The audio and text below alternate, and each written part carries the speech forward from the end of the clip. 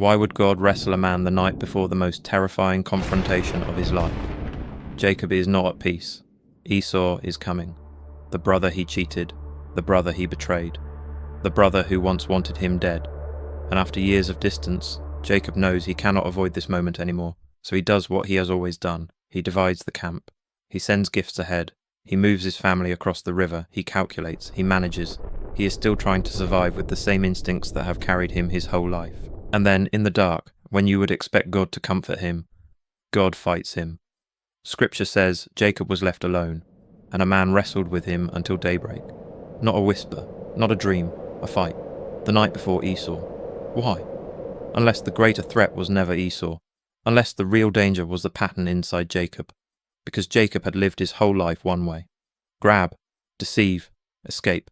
He came into the world grabbing Esau's heel. He took the birthright. He deceived for the blessing. He fled when Esau's anger rose. Again and again, the same pattern. Pressure rises. Jacob finds a way around it. And now, for the first time, there is nowhere left to go. Esau is ahead. The past is behind. The night is around him.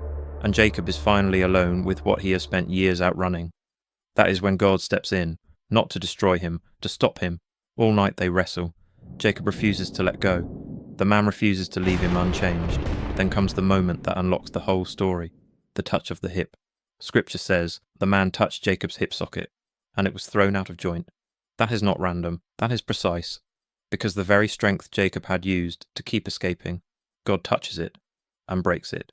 In one moment, Jacob loses the ability to move the old way. He cannot run like he used to. Sometimes God will touch the very thing you keep using to avoid what he has called you to face. Jacob leaves that river wounded, but the wound is not meaningless. It is the death of his old way of living.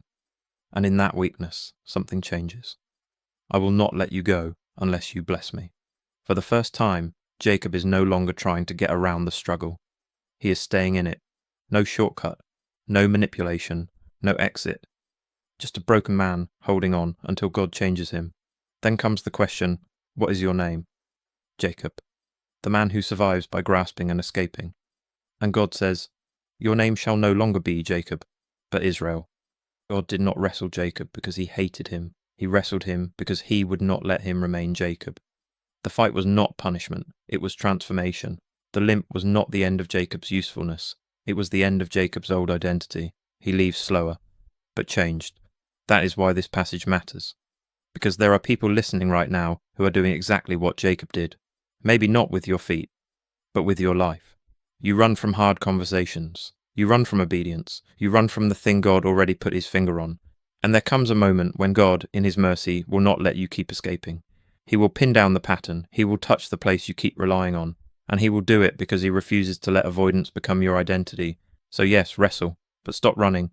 Because if God has met you in the dark, it is not because he came to destroy you. It is because he came to change your name.